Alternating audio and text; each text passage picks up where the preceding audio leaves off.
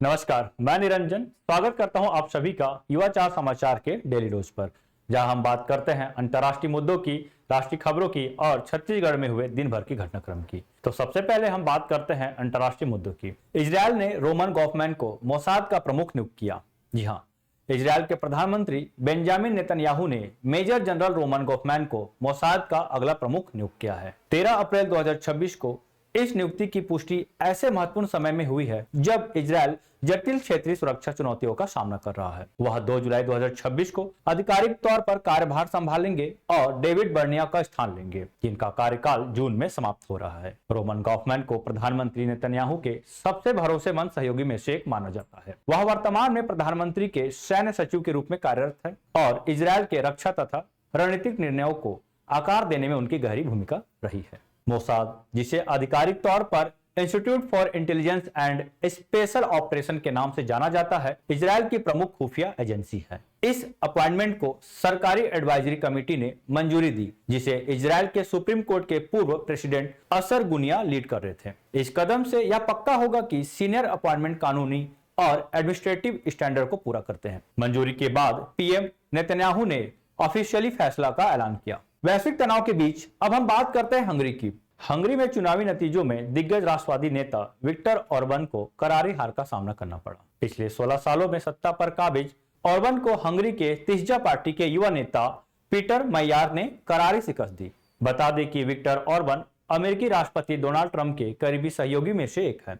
16 साल बाद उनका सत्ता से बाहर होना ट्रंप को लगे एक झटके की तरह देखा जा रहा है। ऑर्बन की हार उस लंबे दौर के अंत का संकेत है जो उनके शासन मॉडल से परिभाषित था और जिसे वे अक्सर अउदार लोकतंत्र बताते थे। उनकी हार में कई अन्य कारकों का भी योगदान रहा, जैसे आर्थिक और शासन संबंधी नीतियों पर जनता के भरोसे में कमी होना, यूक्रेन संघर्ष के घटनाक्रम को लेकर मतदाताओं के मन से डर का कम होना, साथ ही संस्थागत नियंत्रण और सुधारों को लेकर बढ़ती असंतोष की भावना। अगर हम बात करें हंगरी की, तो मध्य यूरोप में स्थित एक स्थलबद्ध देश। इसकी सीमाएं Austria, Slovakia, Ukraine, Romania, Serbia, Croatia एवं स्लोवेनिया से लगती है। अब हम बात करते हैं राष्ट्रीय खबरों की। सावन बरवाल ने रॉटरडैम मैराथन 2026 में 48 साल पुराना भारतीय मैराथन रिकॉर्ड तोड़ा। भारत के सावन बरवाल ने देश के सबसे लंबे समय से चले आ रहे मैराथन राष्ट्रीय रिकॉर्ड को तोड़ दिया है और उस 48 साल पुराने रिकॉर्ड को समाप्त कर दिया है, जिसे पहले शिवनाथ सिंह ने बनाया था। यह ऐतिहासिक उपलब्धि 12 अप्रैल 2026 को प्रतिष्ठित एनएन मैराथन रॉटरडैम में हासिल हुई। इस उपलब्धि ने भारत की एथलेटिक्स यात्रा में एक और महत्वपूर्ण अध्याय जोड़ दिया है। बरवाल ने बेहद प्रतिस्पर्धी अंतर्राष्ट्रीय मंच पर शानदार प्रदर्शन करते हुए 2 घंटे 11 मिनट 58 सेकेंड में मैराथन को पूरा किया है। सावन बरवाल न केवल रिकॉर्ड तोड़ा, बल्कि उस मील के पत्थर को भी पार कर लिया जो पिछले 5 दशकों से अछूता रहा था, और यह भारत की ट्रैक एंड फील्ड यात्रा में एक महत्वपूर्ण उपलब्धि है। पिछला रिकॉर्ड जो 1978 से शिवनाथ सिंह के नाम था, भारतीय एथलेटिक्स का सबसे पुराना राष्ट्रीय रिकॉर्ड है, जो 2 घंटा 12 मिनट का था। इतने लंबे समय से चले आ रहे इस रिकॉर्ड को तोड़ना इन बातों को दर्शाता है, जैसे भारत में ट्रेनिंग के स्तर में सुधार हुआ है, भारतीय एथलीटों की वैश्विक प्रतिस्पर्धा क्षमता में वृद्धि हुई है, लंबी दूरी की दौड़ की संस्कृति का विकास। यह उपलब्धि वैश्विक मंच पर भारतीय मैराथन धावकों के लिए एक नए युग का संकेत है।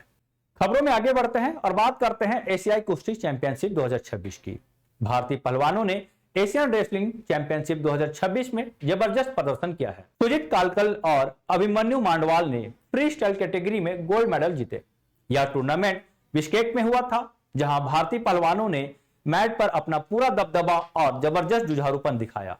इस जीत के बाद भारत के मेडल की संख्या में काफी बढ़ोतरी हुई। सुजीत कालकल ने 65 किलोग्राम फ्री स्टाइल फाइनल में जबरदस्त प्रदर्शन किया और उज्बेकिस्तान के उमिद जोन जलोलो को 8-1 से निर्णायक अंतर से हराया। 2019 में बजरंग पुनिया के बाद 65 किलोग्राम वर्ग में स्वर्ण पदक जीतने वाले वह पहले भारतीय हैं। उन्होंने इस साल अपना लगातार तीसरा स्वर्ण पदक भी जीता। साथ ही उन्होंने अपनी मजबूत आक्रामक और रक्षात्मक रणनीतियों से अपना दबदबा भी दिखाया। अभिमन्यु मंडवाल ने एक और शानदार प्रदर्शन करते हुए 70 किलोग्राम फ्री स्टाइल वर्ग में स्वर्ण पदक अपने नाम किया। उन्होंने मंगोलिया के ओलंपियन टोमोर ओचिरिन तुलगा को 5-3 के स्कोर से हराया। इन जीतों के बाद इस टूर्नामेंट में भारत का प्रदर्शन काफी प्रभावशाली रहा इस प्रतियोगिता में भारत ने कुल 14 पदक जीते, जिसमें 2 गोल्ड, 4 रजत और 8 कांस्य पदक शामिल है। खबर में आगे बढ़ते हैं और बात करते हैं छत्तीसगढ़ में हुए दिन भर की घटनाक्रम की। जनगणना 2027 प्रथम चरण में मकान सूचीकरण एवं मकानों की गणना होने वाली है। भारत सरकार द्वारा आयोजित जनगणना 2027 के अंतर्गत प्रथम चरण में मकान सूचीकरण एवं मकानों की गणना होने जा रही है। यह कार्य राज्य में 1 मई से 30 मई 2026 तक 30 दिनों की अवधि में संचालित किया जाएगा। यह चरण जनगणना प्रक्रिया का अत्यंत महत्वपूर्ण भाग है, जिसके माध्यम से प्रत्येक आवासीय एवं गैर आवासीय भवन मकान की स्थिति, उपयोग एवं उपलब्ध सुविधाओं से संबंधित विस्तृत जानकारी एकत्रित की जाएगी। डिजिटल इंडिया के अंतर्गत इस बार आम नागरिक की सुविधा के लिए स्वगणना का विकल्प भी उपलब्ध कराया गया है।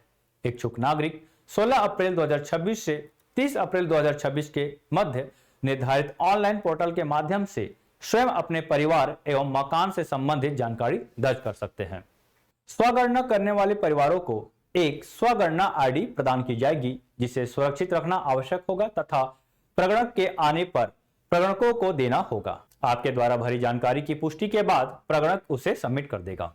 जनगणना के दौरान एकत्रित की गई सभी जानकारी पूर्णतः गोपनीय रखी जाएगी। इस जानकारी का उपयोग केवल सांख्यिकी उद्देश्यों एवं नीतिगत निर्णयों के लिए किया जाएगा। किसी भी व्यक्ति विशेष की जानकारी को सार्वजनिक नहीं किया जाएगा। आज डेली डोज पर बस इतना ही। कल फिर मिलेंगे नई खबर के साथ इसी समय पर। तब तक के लिए मैं निरंजन लेता हूं आपसे विदा। शुभ रात्रि।